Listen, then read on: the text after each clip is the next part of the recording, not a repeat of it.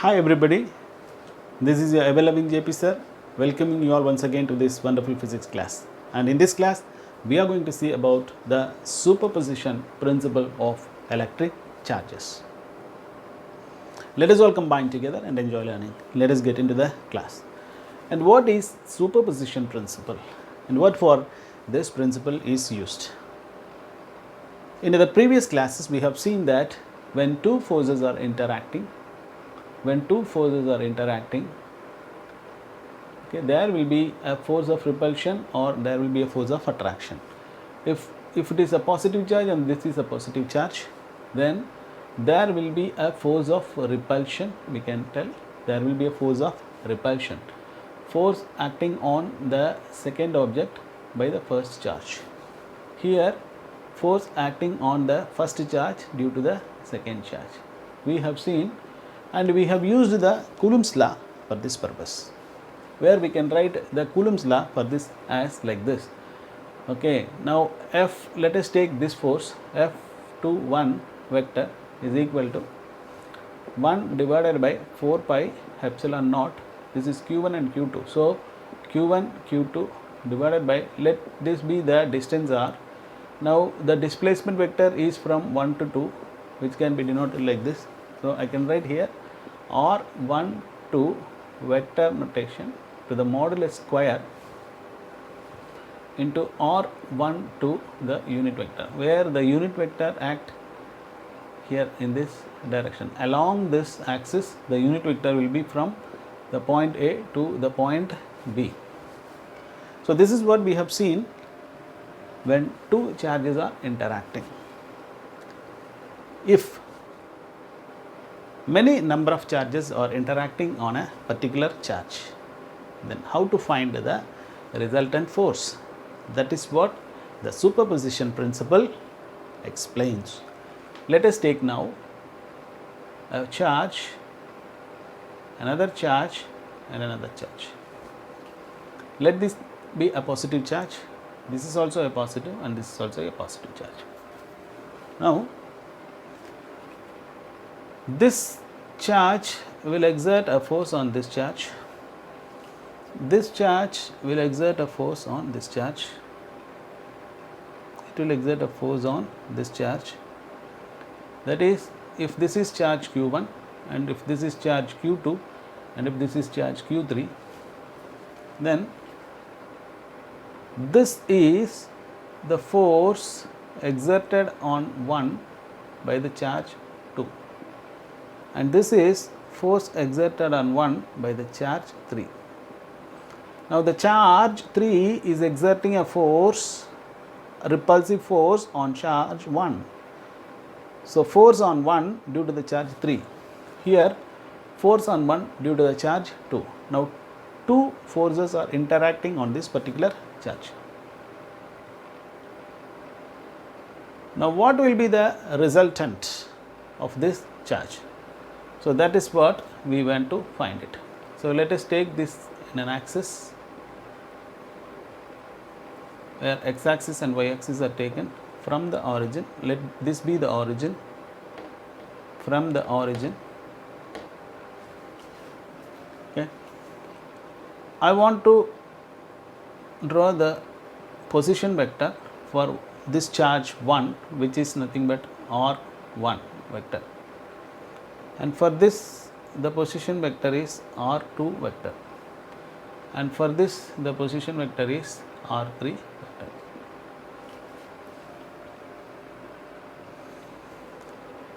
Let us take now this charge for our consideration, and this superposition principle states that here two forces are acting on this charge. So F resultant, now F resultant, this is the resultant.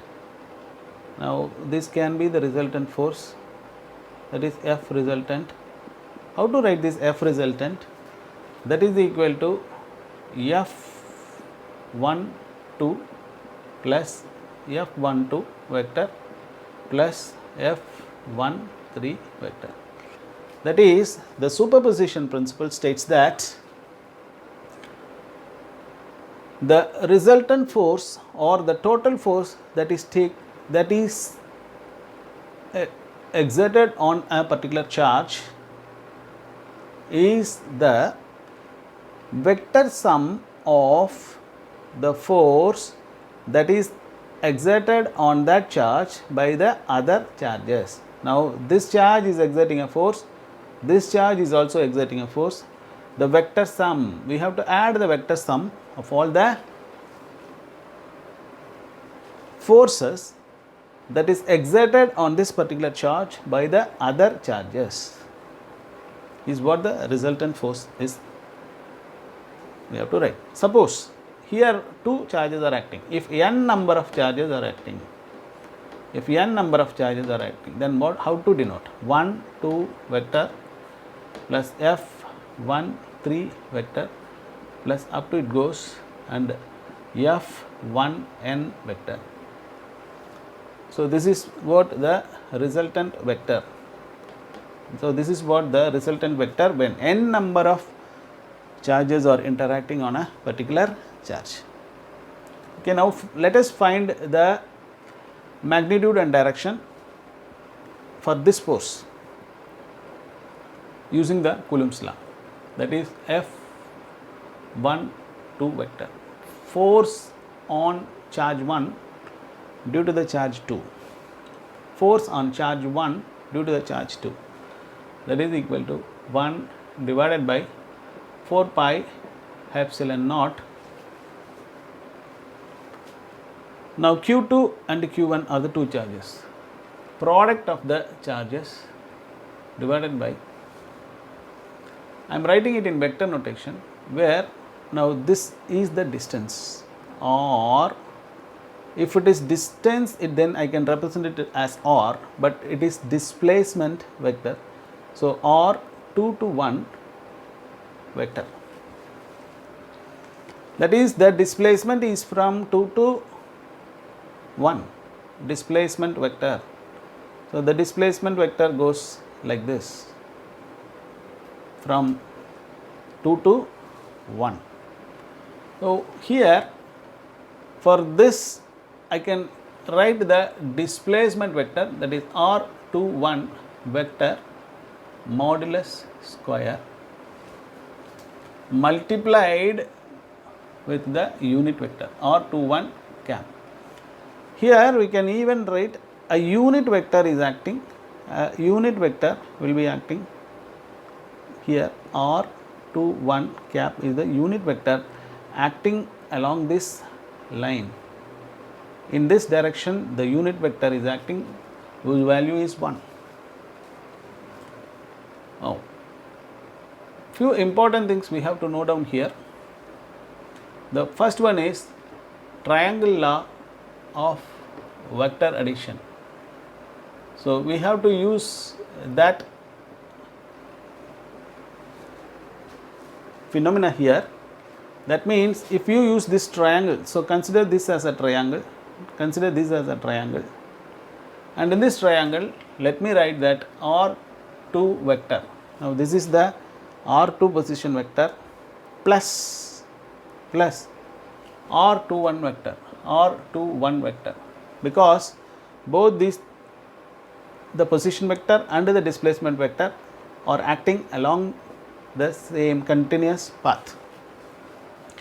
That is equal to, but this r1 is going opposite to these two. So now r1 vector.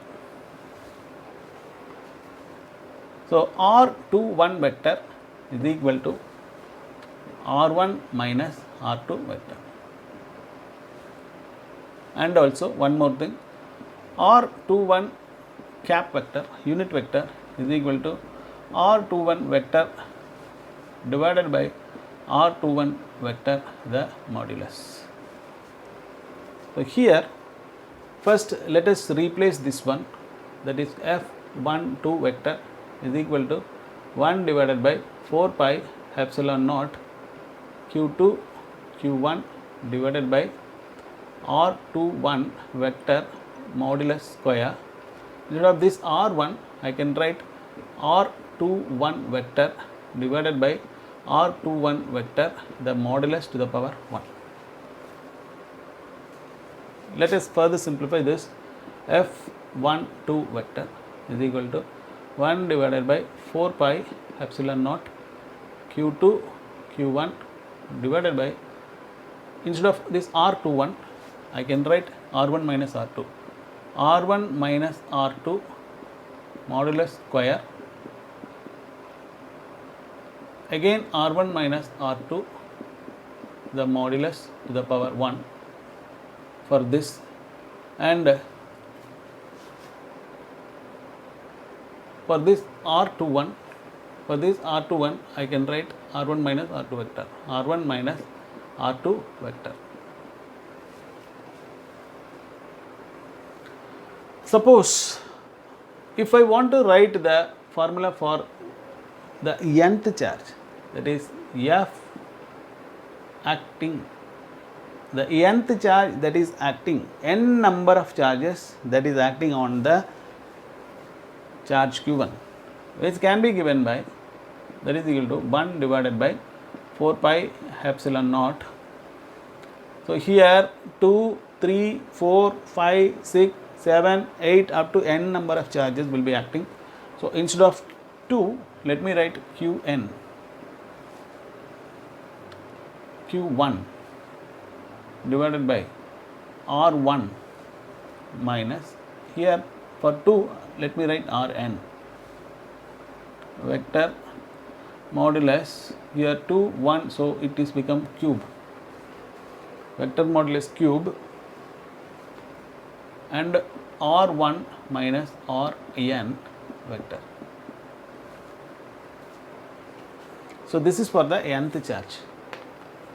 Now let us write the combined forces for the resultant force.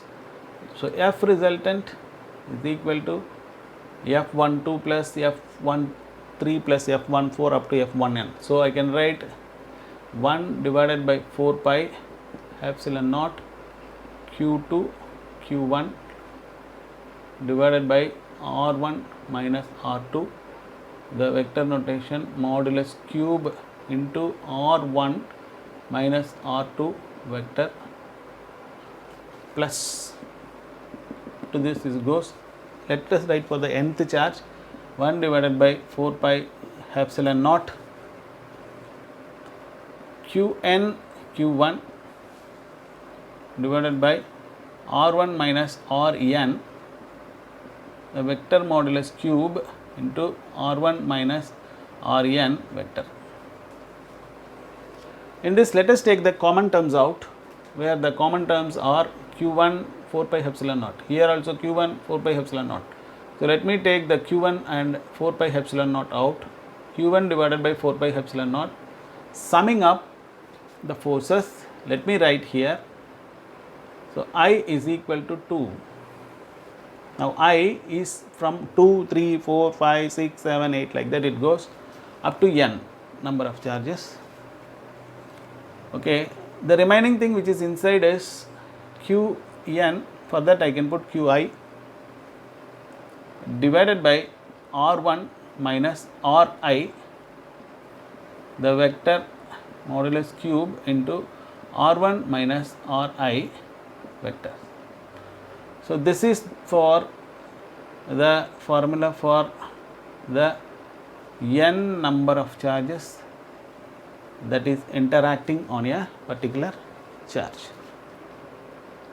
It's very simple that the superposition principle is involved where more number of charges are interacting, more than 2 charges are interacting, then you have to go with the superposition principle. If 2 charges are interacting, then we can use the Coulomb's law. Coulomb's law is applicable only for 2 charges interacting, whereas if n number of charges are there, then what we have to do is we have to sum up all the vector sum of the forces. So this is the vector sum of the forces that is acting on that particular charge by all the other charges. So this is how we have to derive it. While deriving, you should know the triangle of vector addition, and also about the unit vector and displacement vector. I hope that you all have enjoyed this class and could have understood the concept behind the superposition principle. Let us all meet once again in another class. Until then, goodbye. Thank you for watching.